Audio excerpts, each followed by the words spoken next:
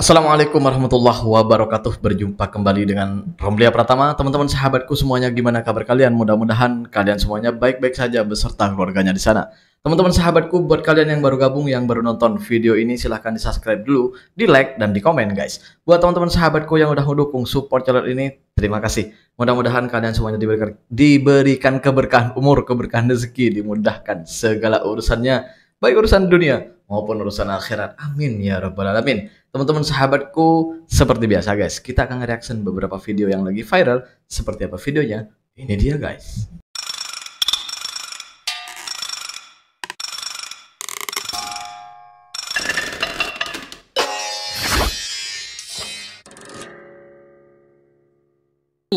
Malaysia tergelak. Ini dia guys. Malaysia itu berdiri di tanah milik bangsa Aceh.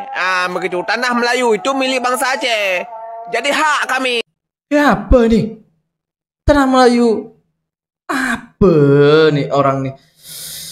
Abang nih tak ingat ke?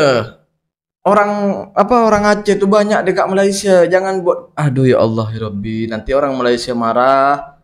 Orang Malaysia pula yang disalahkan. Sedangkan kau yang buat. Allah. Karena tanah asalnya milik bangsa Aceh, ya kami lah yang atur, bangsa Aceh yang atur. Jadi orang yang duduk Malaysia itu sopan santun lah sikit dengan pemilik tanah, dengan tuan tanah, paham? Kau gak kenal tuan tanah ya? Sopan santun macam mana maksudnya? Kurang baik apa? Kurang baik apa coba orang Malaysia? Gue nggak lagi membela siapa-siapa ya. Walaupun sebangsaku, tapi kalau salah ya tetap kuluruskan gitu. Maksudnya gimana ini? Kurang baik apa coba orang Malaysia? Ya, kurang membantu apa coba sama kita, sama orang Indonesia, sama warga Provinsi Aceh? Coba kurang baik gimana?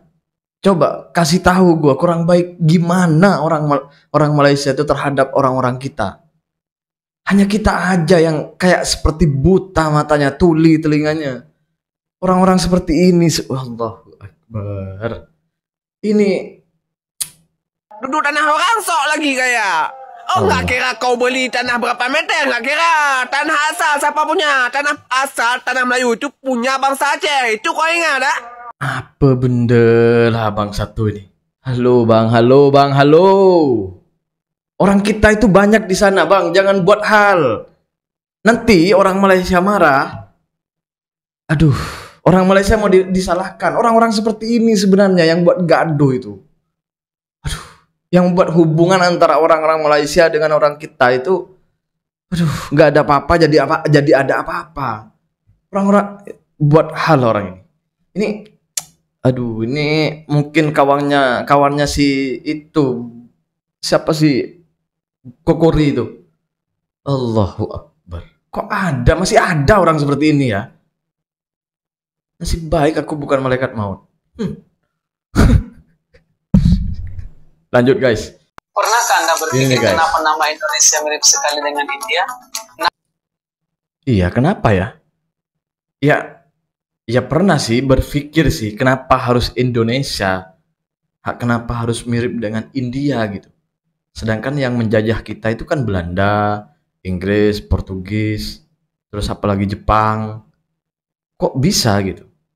Nama Indonesia berasal dari dua kata dalam bahasa Yunani, Indos dan Nesos. Indos berarti India, Nesos berarti pulau. Jadi arti Indonesia sebenarnya adalah kepulauan yang terletak di sekitar India. Pada zaman dahulu, para penjelajah dan ilmuwan Eropa melihat Asia Tenggara sebagai bagian dari pengaruh budaya India. Makanya banyak aspek budaya Indonesia seperti bahasa, aksara, kesenian memiliki hubungan yang kuat dengan India. Menarik kan? Ternyata nama negara ini ada kaitnya dengan India. Sejarah itu memang penuh kejutan. Oh, iya juga kalau kita pikir ya. Indonesia, India, lagi rupiah, rupiah. Itu yang sebenarnya orang Indonesia itu, ya aku sendiri tuh nggak tahu sebenarnya kok bisa gitu guys. Kan soalnya yang menjajah kita itu bukan India. Yang menjajah kita itu kan seperti Portugis, Jepang, Inggris yang pernah menjajah Indonesia ya. Belanda, yang paling lama itu Belanda. Terus kayak apa ya?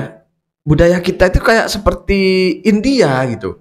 India banyak yang sama dengan India. Terus mata uang kita pun agak sama dengan India, rupiah dengan rupiah kan. Terus banyak ya budaya-budaya itu banyak yang kayak orang-orang India gitu. Ini kan gimana ya? Ya memang kita itu memang dari dulu tuh memang ada pertanyaan ini kenapa gitu. Kayak nggak masuk akal gitu. Kalau soalnya kan India nggak pernah jajah kita. Kalau misal nih orang Belanda gitu kan yang jajah kita paling lama, kemungkinan besar kan kayak kebiasaan orang-orang sini itu budayanya atau apapun atau bahasa gitu biasanya kan ikut yang menjajah gitu. Ini enggak, malah yang enggak dijajah, malah yang enggak pernah menjajah itu yang lekat budayanya gitu. Kenapa gitu? Aku sendiri bingung sebenarnya guys. Bukan hanya gue tapi banyak orang yang timbul pertanyaan itu sih. Lanjut guys. Di Asia Tenggara, negara yang paling bisa mengkonversi mahasiswanya untuk belajar STEM itu adalah Malaysia. Wow, Malaysia ternyata guys. Kirain negara kayak Singapura gitu ya. Kayak ya negara-negara lainnya lah. Kayak ternyata Malaysia ya. Indonesia gimana Indonesia? Malaysia 40%, Singapura 36%, Indonesia 20 sekian persen, 22 atau 23%. Hampir separuh guys. Hampir separuh, 22 sampai 23% kita hanya itu. Yang katanya negara besar, banyak manusianya. Ini nggak mungkin. Kalau kita menggunakan pendekatan Malaysia 40% aja, kolamnya ada 70 juta, yang di bawah 15 tahun, dikalikan 40%, 28 juta, dibagi 250 ribu produk STEM setiap tahun, itu aja tetap 110 tahun. Sedangkan kita mendengar banyak sekali narasi atau retorika untuk membuahkan keemasan di tahun 2045, hanya 20 tahun dari hari ini. Ini dua hal yang sangat tidak bisa direkonsiliasi. Betul, betul. Kayaknya nggak jadi tuh. Indonesia emas tahun 2045 itu. Ya apapun itu ya kita sebagai rakyat Indonesia ya masih berdoa lah guys. Mudah-mudahan semuanya itu tercapai.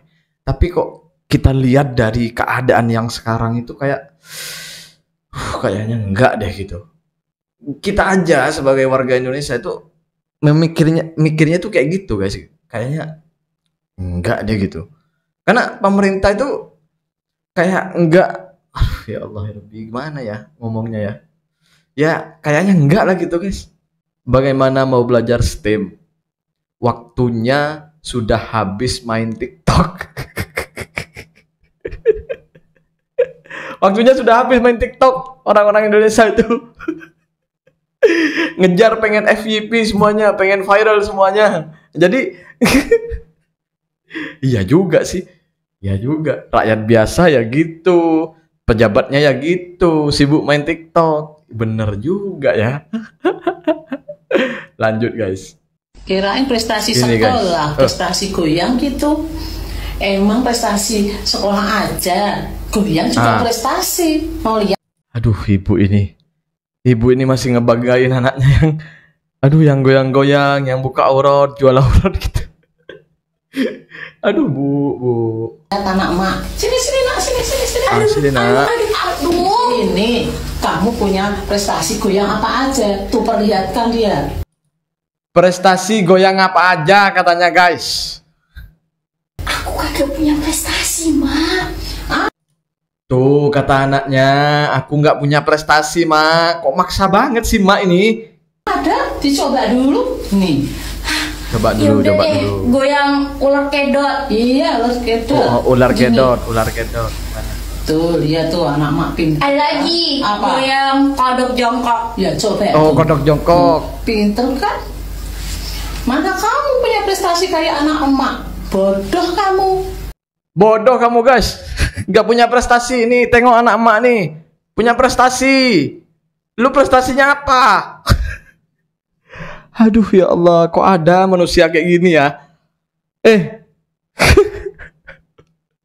Di tempat kalian ada nggak yang punya prestasi kayak gini? Aduh ya Allah, ya Rabbi, bangga ya ibunya ya. Lanjut guys.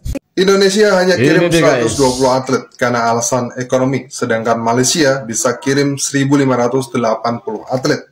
Ya, kamu nggak salah dengar. Menpora kita yang baru, Erick Thohir, bilang kemungkinan Indonesia hanya akan mengirim 120 kontingen dalam SEA Games ke-23 di Thailand karena kurangnya anggaran. Hal ini kontras. Nggak punya uang guys. Jadi hanya menurunkan 120 kontingen. Kurangnya dana, nggak punya uang ternyata ya. Aduh. Dan tahun 2023 di Kamboja yang pada saat itu Indonesia mengirim 599 kontingen dan 475 atlet pada SEA Games 2021 di Hanoi. Erick Thohir sendiri sudah menemui Menteri Keuangan yang baru, yaitu Pak Purbaya, agar anggaran untuk SEA Games tahun ini bisa dinaikkan karena baru tersedia 10 miliar saja. Nah, yang menarik, biaya rapat pejabat kita ternyata lebih besar dari anggaran atlet. Kamu bisa lihat sendiri beritanya. Belum lagi MBG, sehari bisa menghabiskan 1,2 triliun. Fantastis ya. Yang lebih menarik lagi, anggaran untuk sepak bola yang pemainnya lebih sedikit ternyata bisa menelan anggaran yang lebih besar. Tentu saja semua itu dibiayai dengan uang negara, yang salah satunya adalah dari pajak. Buat kamu yang membayar pajak nih, kira-kira lebih suka uang kalian dipakai untuk apa? Komen dong. Ya kalau gua sih jujur ya. Kalau uang pajak itu, pajak gua ya buat yang lebih bermanfaat aja lah. Yang apa ya, yang sekiranya untuk rakyat itu kerasa gitu. Rakyatnya bisa, pajak itu untuk memakmurkan rakyatnya, mensejahterakan rakyatnya gitu. Itu jauh lebih inilah. Aduh. Parah pemerintah sekarang. Wak. Aduh, mau ngirim atlet aja guys, nggak punya uang negara kita sekarang guys. Aduh, kemana ya pajak-pajak kita ya? Aduh guys. Jadi terima kasih buat semuanya teman-teman yang udah nonton video ini, udah support video ini, support saya. Terima kasih. Assalamualaikum warahmatullahi wabarakatuh. Jangan lupa guys, sholawat.